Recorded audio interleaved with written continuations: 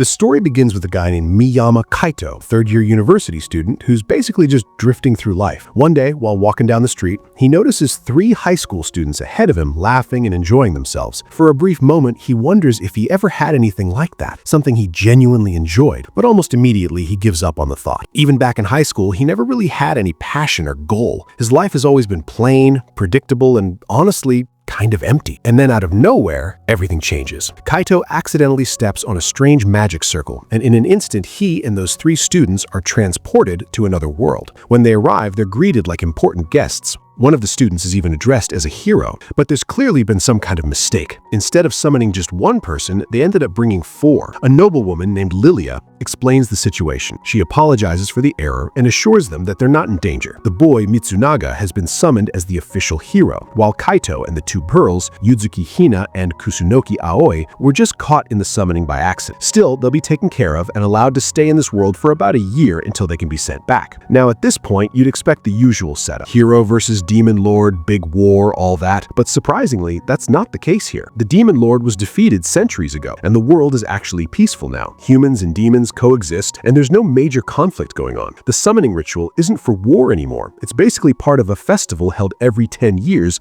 to honor the original hero. Honestly, this is where things already feel different. Instead of being thrown into some life or death situation, Kaito ends up in a calm, almost slice of life kind of world. As Kaito starts adjusting, he learns more about how this world works.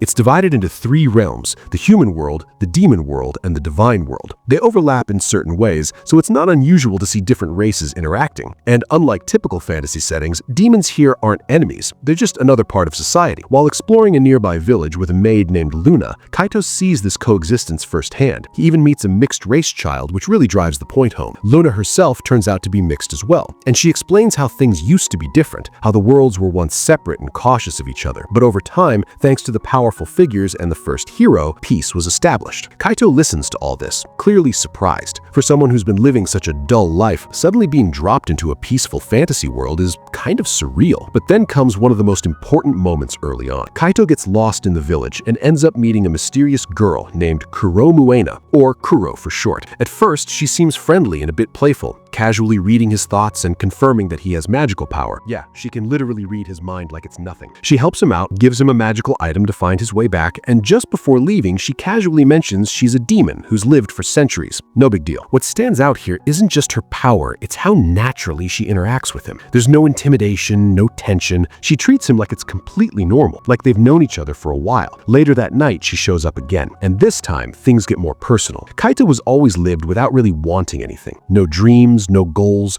no strong emotions. Just going through the motions. And Kuro picks up on that immediately. She tells him that it's okay to feel empty right now, comparing him to a baby bird that hasn't learned how to fly yet. Instead of pushing him or judging him, she encourages him to take his time and figure out what he truly wants. This part feels surprisingly grounded. It's not some dramatic speech. It's simple, but it hits. She even takes him flying, literally, showing him the world from above and telling him that this is his chance to find something meaningful, not because someone expects it, but because he wants it. For the first time, Kaito starts thinking maybe his life doesn't have to stay empty. We also learn a bit about his past. When he was 12, he lost his parents in an accident. Since then, he's been living without forming close connections, avoiding both happiness and pain. It's not that he chose this life, it just kind of happened, and he got used to it. So meeting someone like Kuro, who treats him with genuine care, starts to slowly change something inside him. The next day, things go back to normal, or at least as normal as they can be in another world. Kaito spends time with Hina and Aoi, learns by magic, and starts studying. Magic here isn't something you can just use instantly. It requires understanding and practice, usually taking about a year to even use basic spells. After some time when Kaito is studying, Kuro jumps in. She offers to teach him directly. And yeah, her way of explaining magic is way simpler than the textbooks. Instead of complicated theory, she tells him to just focus on feeling and moving his magic power. Soon after, there's a royal party being planned where the hero will be introduced. Kaito isn't invited, which, yeah, that's kind of awkward. But instead of forcing his way in, he decides he's not really interested anyway. Kuro then casually suggests something way better, a barbecue with her friends. And this turns into one of the most wholesome parts of the story so far. Kaito arrives expecting something simple, But instead, he meets a group of incredibly powerful demons, each one unique, from a skeleton mage to a fairy to an ogre. Despite how intimidating they sound, they're all surprisingly friendly and welcoming. What's interesting is how this group isn't bound by race or hierarchy. They're basically a found family brought together by Kuro. Many of them were outcasts before meeting her, and she accepted them without hesitation. That alone says a lot about her character. Kaito fits into the group almost immediately. He eats with them, talks with them, and for the first time in a long while, he genuinely enjoys himself. There's no pressure, no expectations, just a simple, happy moment. One of the members, who was originally from Japan like him, tells him something important. She says that even if he doesn't know what he wants yet, he'll eventually find something worth holding on to in this world. And honestly, that feels like the core theme of this story. It's not about becoming the strongest or saving the world. It's about finding meaning in your own life. By the end of the night, Kaito realizes something. He's been running away from both happiness and pain, afraid of losing it all again. But now he wants to try. He wants to find something that matters to him, even if it means taking risks. And that's a pretty big shift from how he started. After returning, things continue with more world building. Kaito learns about powerful demons, divine beings, and the ranking system that exists behind the scenes. Apparently, some of the people he just casually had a barbecue with are like ridiculously high-level beings. Yeah, that puts things into perspective real quick. Then comes another major moment. Kaito visits a temple to receive a blessing from the gods,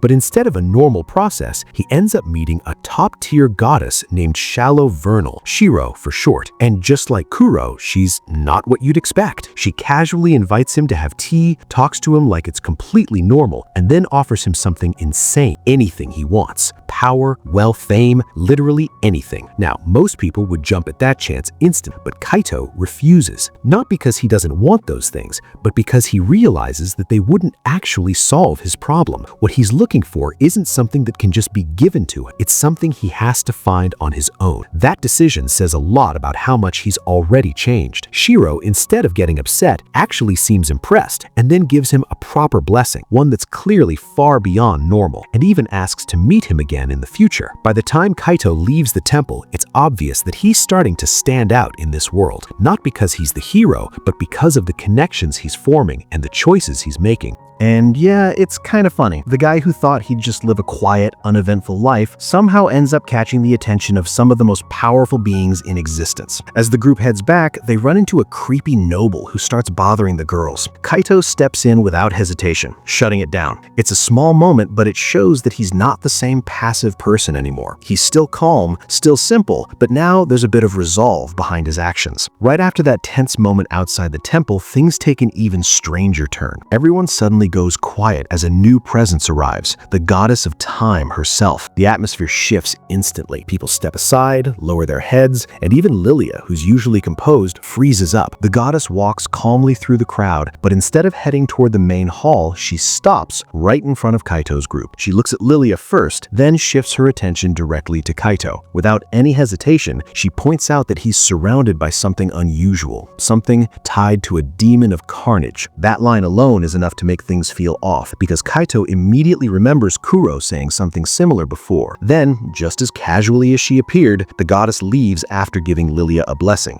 Later on in the carriage, after realizing what the goddess said, Lilia is completely overwhelmed. She's not even processing things properly anymore. She's just panicking at the idea that such a high-level being not only noticed her, but wants to talk to her again in the future. And honestly, I don't blame her. At this point, Kaito is basically attracting the attention of beings that normal people would never even see in their entire lives. Later that night, Kuro shows up again, like always, completely ignoring all the tension that just happened. Kaito tells her everything, including the part where the goddess of time mentioned a demon of carnage. Instead of being surprised, Kuro just laughs it off. She explains that it actually makes sense. The real unusual part isn't the goddess noticing him, it's the fact that someone like her would even show interest in a human. Kuro explains something important here. Most beings, even powerful ones, have preferences, things they like or dislike, but the goddess of creation, Shiro, doesn't. To her, everything in the world holds the same value. That's what makes it so strange. The fact that she singled Kaito out means he somehow stood out in a way that almost nothing else does. And instead of making it a big deal, Kuro just hugs him and says she's happy he's starting to think for himself. That moment feels small, but it really isn't.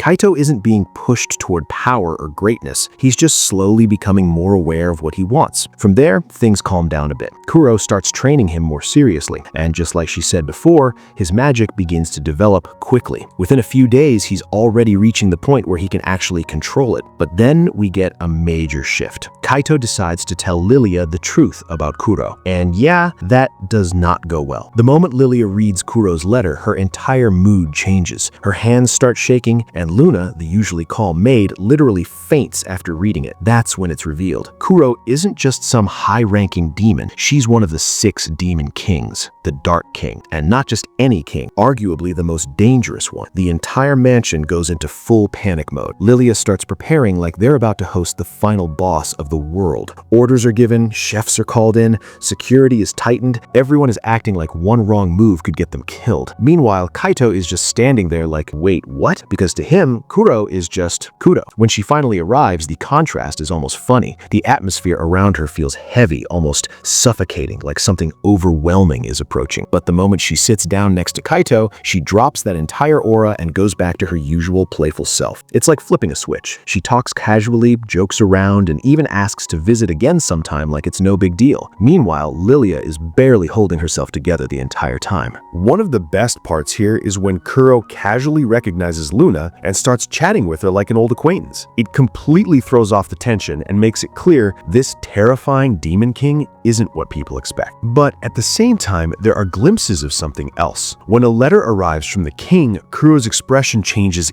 instantly. Just for a moment, the mood turns cold. There's a clear hint that if she wanted to, she could easily turn this entire situation into something much darker. She told Lilia that she didn't quite catch it. She says that the king who outcasted my friend Kaito, what said now? Lilia immediately apologizes and tells Luna to return the letter. The letter seemed to turn off the aura of Kuro. Lilia was so scared, she indirectly asked for Kaito's help. Kaito notices this, and instead of panicking, he does something simple. He distracts her with cookies. And somehow it works. That's honestly one of those moments where you realize Kaito's strength isn't power, it's how naturally he treats people no matter who they are. After that, things settle again. They move outside, have tea, and even end up playing with a baby dragon. By the time Kuro leaves, the tension is completely gone, like nothing ever happened. But Kaito starts thinking. At first, he believed he might be special to Kuro, but now, seeing how she interacts with everyone, he realizes something. He's not the only one she cares about. He's just one of many people she considers important. And yeah,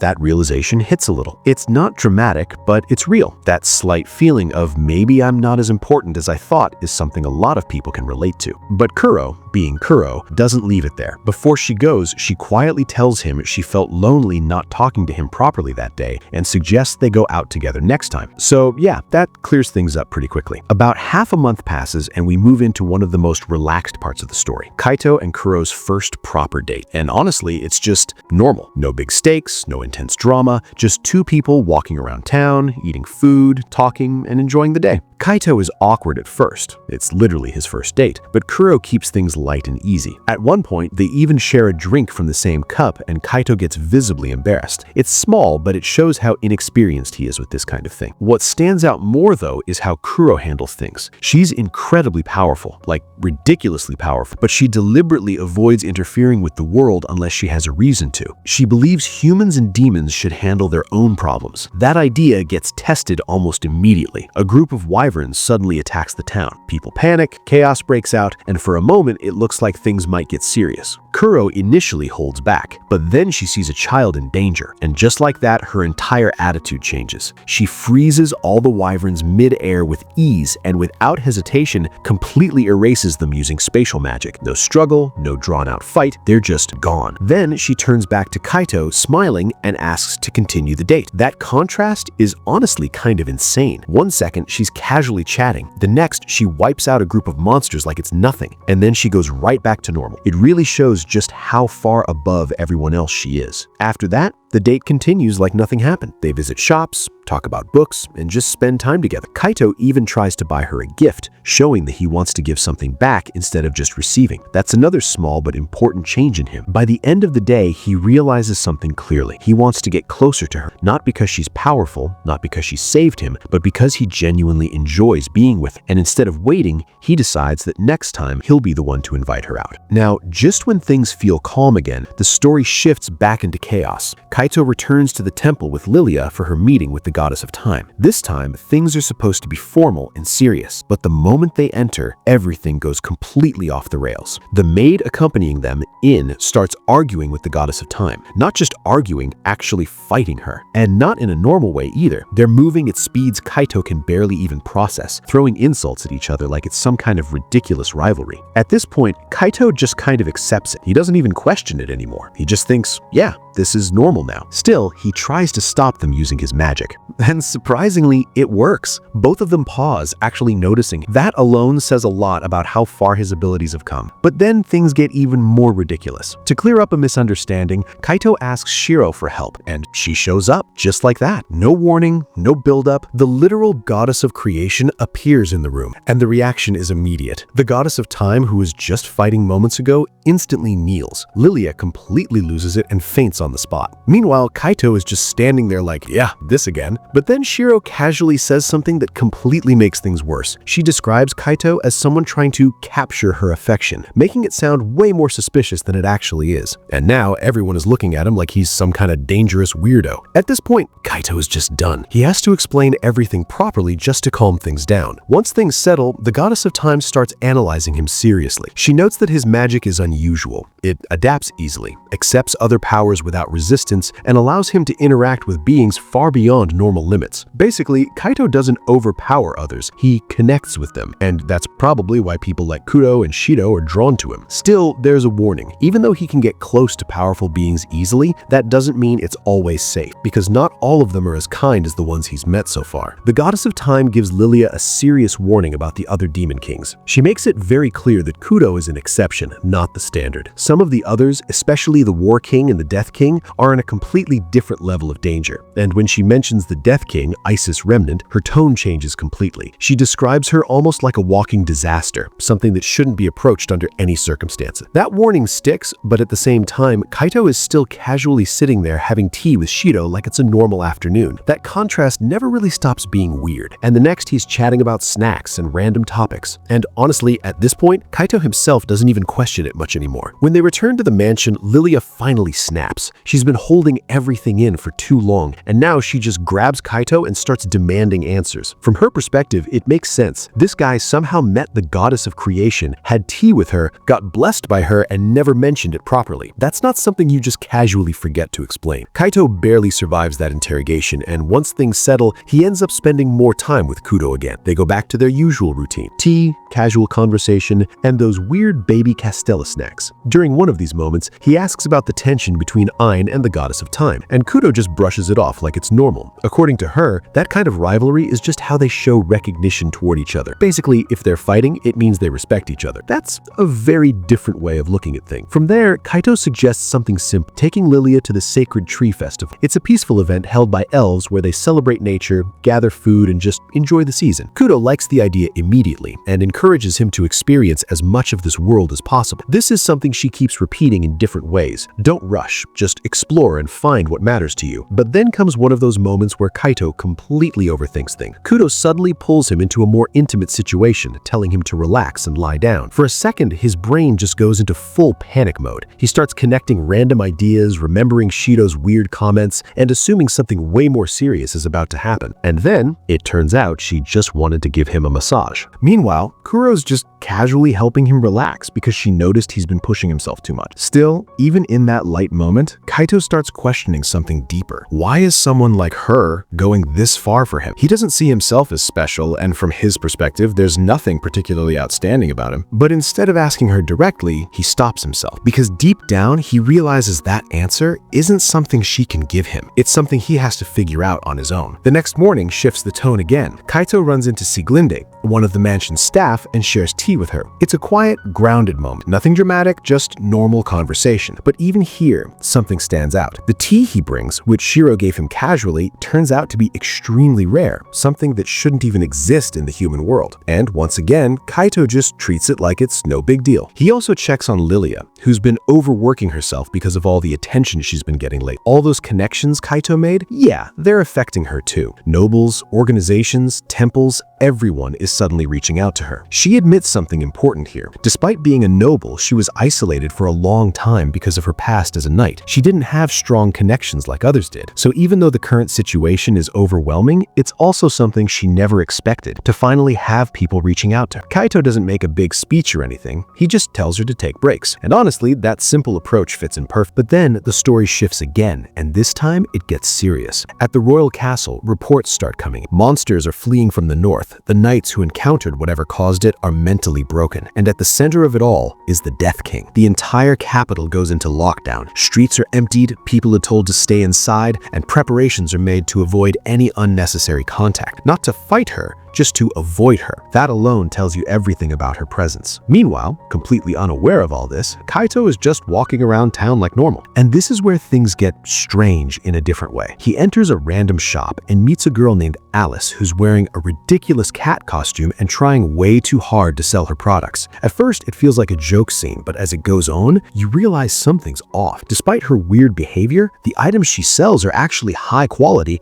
and ridiculously cheap. Kaito buys a full set of clothes and shoes from her, realizing that she's basically underselling everything without even knowing it. What makes this encounter interesting isn't just her personality, it's what she says before he leaves. She warns him about getting too close to powerful beings, comparing it to the story of Icarus. Fly too close to something great and you might fall because of it. At first, it sounds like a random metaphor, but considering everything Kaito's been doing lately, it doesn't feel random at all. As Kaito walks through the empty streets, he finally encounters the Death King. The moment he sees her, everything stops. His body freezes, his mind goes blank, and for a second, he genuinely feels like he's about to die. It's not even an attack, it's just her presence. Being near her feels like standing right in front of death itself. She asks him a simple question: if he's the hero. He struggles to answer, barely managing to say that he's just another person from another world. And then, something unexpected happens. Instead of attacking him, she introduces herself, Isis Remnant. She reaches out her hand. Now this is where Kaito makes a decision that honestly shouldn't make sense. Every instinct in his body is telling him to run. Everything around him is screaming danger, but instead he forces himself to move forward because he notices something. She's not angry, she's lonely. Using his magic, he senses her emotions, and what he feels isn't hostility, it's isolation. She's been alone so long that even this simple interaction means something to her. So he reaches out and shakes her hand. And just like that, everything changes. The terrifying Death King, the one everyone is afraid of, suddenly looks shocked. Then her expression softens. She smiles, her eyes tear up a little, and then she immediately says something completely unexpected. She asks him to marry her. Yeah, no build-up, no hesitation, just straight to marriage. Kaito,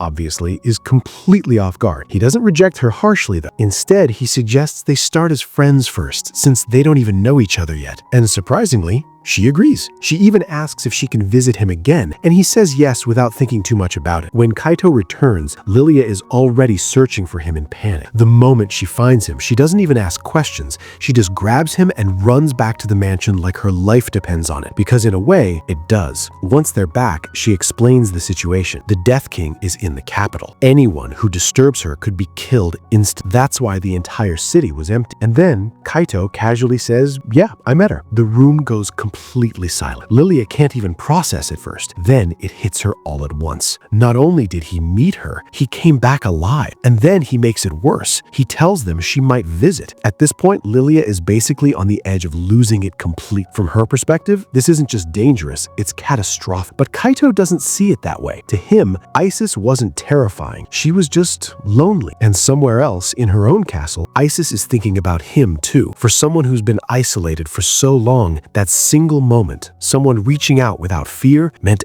everything. For the first time in a long time, she feels like she found something, or rather, someone. And just like that, Kaito unknowingly becomes important to yet another being that the entire world fears. And honestly, at this point, it's starting to feel like a pattern. By the time the Death King's visit becomes official, the situation is already beyond what anyone in Lilia's mansion can handle. So Lilia does the only thing she can think of. She calls the goddess of time for help. And when Kaito walks into her office, he finds her completely overwhelmed, while the goddess calmly confirms something that should not sound normal at all. Kaito is now on friendly terms with the most dangerous existence among the 6 demon kings. The moment a message arrives from Isis saying she'll be visiting that afternoon, the entire atmosphere tightens. Everyone gathers at the mansion gate to prepare. But prepare here basically just means standing there and hoping nothing goes wrong. When Isis finally arrives, even with the goddess of time present, the tension is almost unbearable. But the second she sees Kaito, everything softens. She greets him normally, even bringing a basket of fruit like someone visiting a friend for tea. And honestly, that contrast is still kind of surreal. The same being that could wipe out entire regions is standing there politely apologizing for showing up too early. But then things almost spiral again. Isis suddenly asks Lilia why Kaito wasn't invited to the royal party, and the moment she hears that he was excluded, her mood shifts completely. For a second, that terrifying presence comes back, and she starts talking about wiping out anyone who treated him badly. At this point, even the goddess of time steps in, ready to intervene. And then Kaito just stops her. He tells her clearly that nothing bad happened, that he chose to attend something else, and that he's grateful to Lilia. That's all it takes. Just like that, Isis calms down again, apologizes to Lilia, and even bows her head. Watching this happen, you can tell even the goddess of time is struggling to process it. Someone like Isis isn't supposed to be this easy to influence. But to Kaito, he doesn't see it as control. To him, he's just explaining things honestly. After that, Isis insists on giving Lilia a gift to make up for everything, offering extremely rare materials like it's nothing. Lilia almost faints again, and Luna immediately realizes how insane the situation is. These aren't gifts,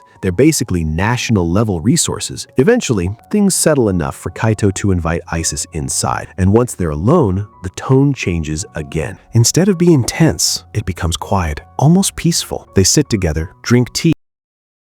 Kaito brings up a story about the first hero, and Isis casually reveals something huge. The hero never returned home. She stayed in this world, and then it clicks. That hero they've been hearing about is actually someone they already know, Noon. It's supposed to be a secret, but Isis tells Kaito anyway, simply because she trusts him. But the most important part of this scene isn't the reveal, it's what happens next. As they talk, Isis suddenly starts crying. Not out of sadness exactly, but because she realizes how long it's been since she had something this normal. Sitting down, talking about books, sharing tea, things that most people take for granted are completely new to her. Everyone else fears her. Even the people close to her can't truly connect with her because of what she is. And Kaito understands that. He tells her honestly that he can talk to her because of his magic, but more important, because he chooses not to fear her. He can't fully understand her loneliness, but he promises he won't reject her. That's enough. She breaks down, hugs him, and for once, that overwhelming presence disappears completely. By the time she leaves, she's smiling. And just like that, Kaito has done something no one else managed to do. He made the Death King feel accepted, but the story doesn't let him sit in that moment for long. After Isis leaves, the goddess of time calls him aside and finally says what's been building up for a while. He's trusting Kuro too much. At first, Kaito pushes back. To him, Kuro is someone kind, someone who helped him when he needed it most. But the goddess doesn't deny that. She just adds context. Kuro isn't just powerful. She's on the same level as Shiro. And long ago, she wasn't the calm, friendly person Kaito knows now. She was something else entirely, a formless mass of destruction that once led a war against the gods themselves. Even the goddess of time admits the first time she saw Kuro's true form, she felt fear. That's something she doesn't say lightly. After that war, Kuro changed. She took on a human-like form, started traveling, and began interacting with others in a much softer way, almost like she was raising them, guiding them, just like she's doing with Kaito. The goddess makes it clear she doesn't think Kuro is evil,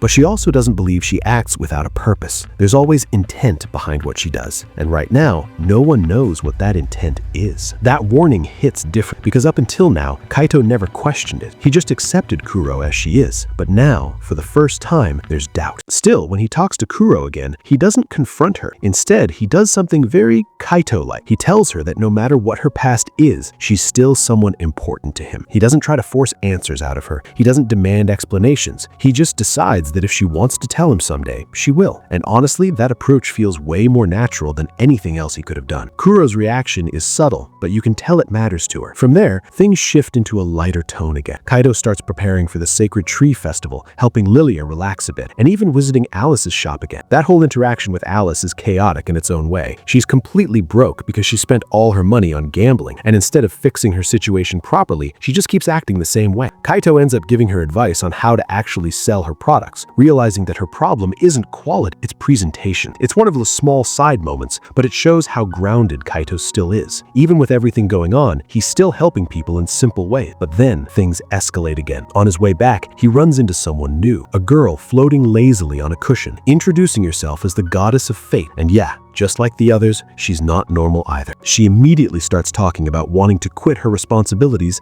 and become a NEET, and asking Kaito to help her hide from someone chasing her. At this point, Kaito doesn't even question it anymore. He just brings her back to the mansion, which of course turns out to be a terrible idea because the person chasing her is the goddess of time. What follows is honestly just chaos. The two gods start arguing again, fate refuses to go back, and somehow Kaito ends up negotiating between them. He promises to handle the situation, even suggesting involving Shiro, and somehow it works. Shiro shows up briefly, gives a simple instruction, and fate immediately agrees like it's absolute law. That alone tells you everything about the hierarchy here. Shiro isn't just powerful, she's absolute. After that, fate spends the day relaxing like nothing happened, while Kaito just tries to keep things from getting worse. There's even a moment where she casually says she can control fate itself, weather, outcomes, even people's futures. But when she looks at Kaito, she can't see anything, which is interesting. She assumes it's because of Shiro's blessing, but it also hints that Kaito isn't as simple as he seems. Later, things calm down again, and Kaito returns to something simple, writing in his diary. This part is quiet, but it matters. He's been writing every day, almost like he's reporting his life to his parents. Everything he's experienced, the people he's met, the things he's learned,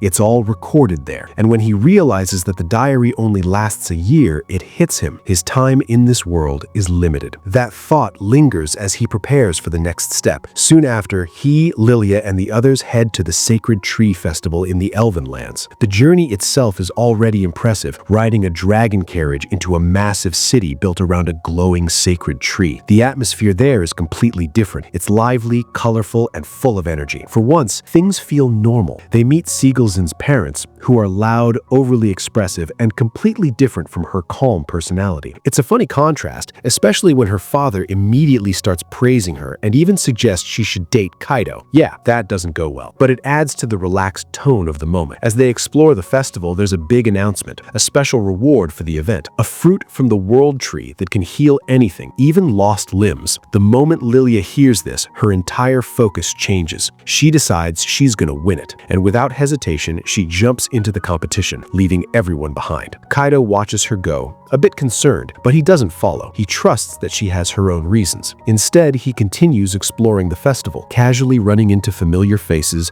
noticing how much things have changed, and quietly thinking about one thing. He wishes Kuro was there, because out of everything he's experienced so far, this is the kind of moment he wanted to share with her. And that small thought says a lot more than it seems. At the Sacred Tree Festival, things finally start to feel lively again. But even here, the story doesn't stay calm for long. Kaito runs into familiar faces, including Noon and Raz, and one small moment actually stands out more than expected. Noon, who used to be the legendary hero, is struggling over something as simple as cooking tofu. Kaito ends up tasting both her version and another one, and instead of overthinking it, he just gives a straightforward answer. He tells her that her tofu is the kind he'd want to eat daily. That simple comment hits harder than anything dramatic could have. Noon immediately gets flustered and runs off, completely unable to process the praise. Honestly, it's kind of funny, but it also shows something important. Kaito doesn't try to impress people, he just says what he feels, and somehow that connects more than anything else. While all that is happening, Lilia is completely focused on something else. She's training non-stop with Luna, pushing herself harder than usual, and when Luna finally asks why she's going this far, Lilia doesn't hold back anymore. She wants the world tree fruit. Not for herself, but to heal Siegelsen. That's when we finally get her full story. Lilia used to be a princess, but her position was complicated. There were political struggles over succession, expectations placed on her, and pressure she never wanted. Instead of choosing clearly, she stayed in the middle, trying to avoid conflict, and that indecision led to consequences. During a mission back when she was leading a division, wrong intelligence led her team straight into danger. While she was away, Siegelsen was left in charge and ended up facing a deadly situation alone. She managed to protect everyone, but at the cost of her own voice. No one blamed Lilia, but she blamed herself. That guilt never left her, and ever since then, she's been trying to find a way to fix what happened. That's why this festival matters so much to her. When she finally tells Kaito all of this, it's not dramatic. It's just honest. And instead of giving some deep speech, Kaito does something simple again. He hands her food and tells her to eat. It sounds small, but it's exactly what she needed in that moment. The next day, the hunting tournament begins. The rules are explained, monsters are released into the forest, and participants compete to defeat them. Kaito isn't directly participating. He's mostly watching. But things don't stay that way for long. A black bear suddenly breaks through the barrier and attacks the area where the spectators are. Everything happens fast. Yuki freezes in fear, unable to react. And without thinking, Kaito runs forward. This is one of those moments where you see how much he's changed. At the beginning of the story, he would have hesitated. Now, he moves immediately. He activates the one offensive spell Kudo taught him, a risky ability that lets him automatically read and counter attacks. It's powerful, but it comes at a cost. His body can't handle it properly, and every move damages him. Still, he keeps going. Even though he's clearly outmatched, even though his attacks barely affect the bear, he doesn't run away. He just keeps buying time. Eventually, he runs out of energy. The spell ends, his body gives out, and the bear moves in for the final strike. At the last second, he remembers something fate told him, to jump back when the effect ends. That one small piece of advice saves his life, barely. Right after that, Sieglinde and Lilia arrive. Sieglinde blocks the attack instantly, and Lilia follows up with a single strike that cuts the bear down completely. And just like that, it's over. Kaito collapses immediately after. Everyone was worried. Rei was using his healing magic to heal him, but it was not working on him. Suddenly, a strange aura surrounded him. It was the power of the magic crystal Shiro had given him. She said that as long as he has the magic crystal, no one in the world could kill him except Kuro. Everyone was completely shocked. They said that it looks like a miracle of God. Everyone's worry faded away. But again, there's no time to relax, because there might be other monster. The first black bear was just a scout. Usually, these black bears work alone. However, under special circumstances, they might actually happen. 200 years ago was the last time it happened, and it almost destroyed half of the Rigvaresia, and what was feared happened. A special individual was marching towards Rigvaresia. The elf immediately commanded that those who can fight move towards the forest and don't let them enter. Noin wiped out 3 bears in a row, but no matter how strong she is, the number of enemy was far more than they all could handle. Suddenly, the environment got too heavier. The bears that were roaring a second ago looked like their voices were stuck in their throats. Everyone was stuck and were feeling something that were unbearable.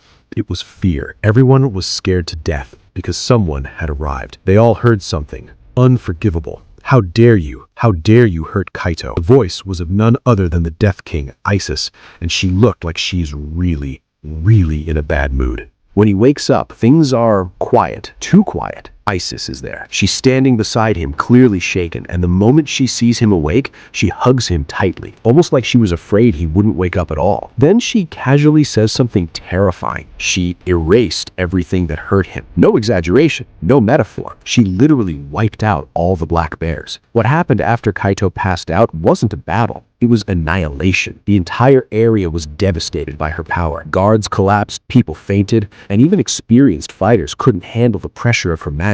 The event itself had to be canceled because of the damage. And hearing this, Kaito feels conflicted. On one hand, she saved him. On the other, the destruction she caused wasn't small. But instead of blaming her, he thanks her. And when he casually says he'll treat her a meal next time, her entire mood brightens instantly. That reaction says everything. After that, the focus shifts back to Lilia. She breaks down. She apologizes over and over, blaming herself again for what happened to Kaito, just like she blamed Sieglinde for her injury. And this time, Kaito doesn't let it slide. He stops her directly. He tells her clearly that not everything is her fault, that accidents happen, that she doesn't need to carry everything alone. And for once, someone else steps in too. Sieglinde. Using the bracelet Kaito gave her, she finally expresses everything she's been holding in. She tells Sieglinde that she never blamed her, that losing her voice wasn't something she regrets, that protecting others was her choice, and something she's proud of. And more importantly, she tells her that trying to fix it It wasn't helping. It was just causing more pain for both of them. That moment finally breaks the cycle. Lilia realizes that everything she's been chasing, the fruit, the solution, the fix, was never what Sieglinde wanted. And for the first time, she lets go of that guilt. It's honestly one of the strongest moments in the story so far, and it doesn't rely on anything flashy, just honest words that were long overdue. After things settle, the story shifts again, but not completely away from the tension. Kaito receives something unexpected, a new companion, the black bear he fought, or at least what remains of it. Thanks to Shido, its soul was given a new body, human form, and sent to serve Kaito. She introduces herself as Anima and immediately declares her loyalty to him. Yeah, that's a lot to process. At first, it sounds absurd, but when she explains it, it makes a bit more sense.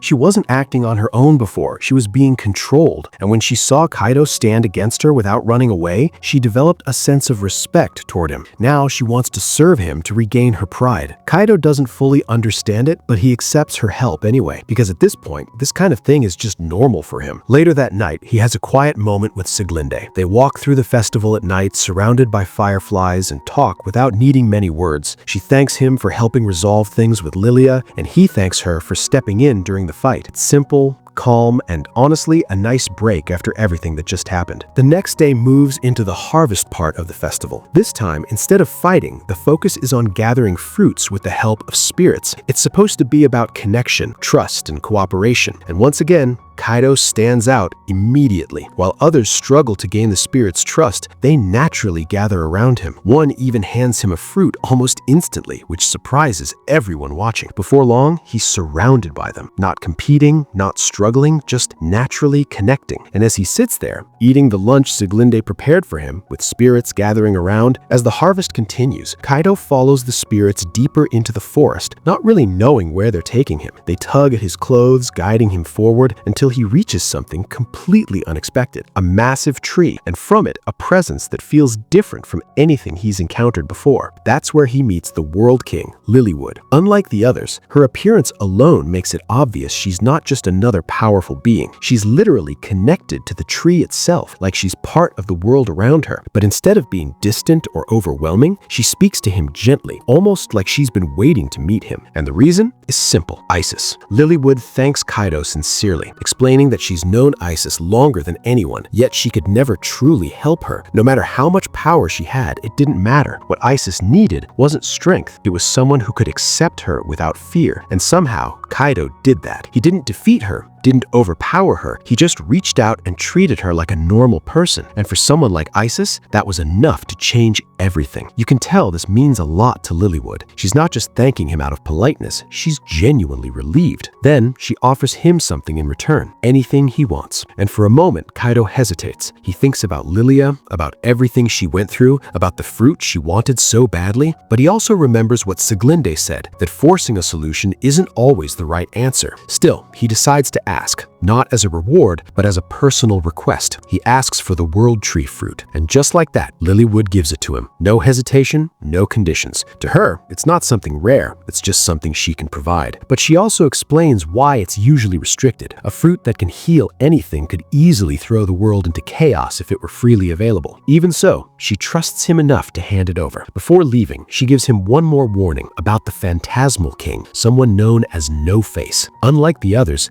this one doesn't act openly. She observes, evaluates, and decides whether something is worth keeping or removing. And right now, she's watching Kaito. That detail feels important because up until now, most of the powerful beings he's met have been friendly or at least neutral. But this is the first time someone is clearly being judged as a potential threat. Back at the festival, things move quickly. The fruit collection is counted, and while others perform well, Kaito's result is on a completely different level. Thousands of fruits, a number no one has ever reached before. Even Lilywood realizes she didn't need to step in. He would have won anyway. When he's called up for the reward, instead of asking for something for himself, he asks for help repairing the damage caused by the earlier attack. After the ceremony, Lilia approaches him, clearly exhausted from everything that's happened. And before she can say much, Kaito pulls out the fruit and offers it to her. For a second, she's shocked, then she refuses. Not because she doesn't want it, but because she finally understands something. What she needed to fix wasn't Sieglinde's voice, it was their relationship, and that's already been repaired. But But Kaito doesn't stop there. He turns to Siglinda and tells her to take it instead, not because she needs to use it, but having the choice matters. And this time, she accepts. That decision feels like a proper conclusion to everything that's been building between them. After that, things shift into a lighter tone again. The group gathers, talks, and prepares for the final part of the festival. But even here, Kaito doesn't get a break, because now everyone knows him. People crowd around him, trying to talk, introduce themselves, or even propose ridiculous things. It gets so overwhelming that Anima has to step in just to clear space around him. And honestly, this is where you really see the shift in his position. He's no longer just that otherworlder. He's someone people recognize. Even Ozma shows up again, casually congratulating him, while hinting that there's still more going on behind the scenes. And he's not wrong. Elsewhere, in the demon world, the Phantasmal King is actively observing Kaito, trying to determine whether he's a threat. Some see him as harmless, others are curious, and some are already preparing to test him. Without even realizing it, Kaito has stepped into something much bigger than himself. That night, while everyone else is enjoying the festival, Kaito heads into the sacred forest alone as part of the event's tradition. The spirits guide him to a quiet place, and just as he's about to settle in, Kuro appears, just like always. She congratulates him, checks on his injuries, and then casually brings out food. This time, baby castella she made herself. It's a small detail, but the fact that she made them personal, it matters. Kaito notices the difference immediately. They sit together, eat, and talk, just like they did before. But this time, the atmosphere feels different. Kaito realizes something. Out of everyone who congratulated him that day, Kuro's words meant the most to him, and that says a lot. As they sit there watching the distant lights of the festival, the conversation turns more personal. Kuro mentions that more people will start paying attention to him, that his presence in this world is becoming harder to ignore. And Kaito agrees, but in his own way. He says that even though the people around him are powerful, they all have their own struggles. They're not as perfect as they seem. Kuro agrees with that. And then she says something unexpected. There's something she's always wanted. Something simple, something normal. But no matter what she does, she can't have it. She doesn't explain what it is, and Kaito doesn't push. For the first time, there's a clear gap between them, something he can't immediately understand. Eventually, he falls asleep, resting his head on her lap just like before, and Kuro watches him quietly. She talks softly, almost like she's thinking out loud. At first, she just saw him as someone she could help, someone she could guide. But now, he's grown beyond that, faster than she expected. And then she says something she hasn't said before. She loves him. It's quiet. No dramatic buildup, just a simple confession spoken while he's asleep. And honestly, it feels real. Not forced, not exaggerated, just something that came naturally over time. The next morning, everything returns to normal. Kaito wakes up back at the mansion like the entire festival was just a long dream. But when he steps outside, the world feels different. Not because it changed, but because he did. He starts thinking about his future for the first time, about what he can do in this world, how he can live here not just as a guest, but as someone with his own place. It's a quiet realization, but an important one. Even his visit to Alice's shop reflects that. Instead of just wandering around, he's actively helping, giving feedback, thinking about how things can improve. And then, just like always, things take a sudden turn. Alice drags him into another situation, this time teleporting him to a completely different country without warning. A colder region, a new environment, and a completely different setting. And just like that, the story opens up again. New places, new people, new problems. As Kaito stands there trying to process what just happened, one thing becomes clear. He's no longer just someone who got summoned into another world. He's someone who's starting to live in it. And honestly, that's what makes this story work. It's not about becoming the strongest, it's about finding where you belong. And if I had to give a straight opinion on this part of the story, it's surprisingly balanced. It doesn't rely on constant action or over-the-top drama. Instead, it focuses on character interactions, small changes, and gradual growth. Sometimes it feels slow, especially if you're expecting big fights or high stakes all the time. But that's kind of the point. The story's less about what happens next and more about how these moments change him. And if you're into that kind of storytelling, it actually works really well.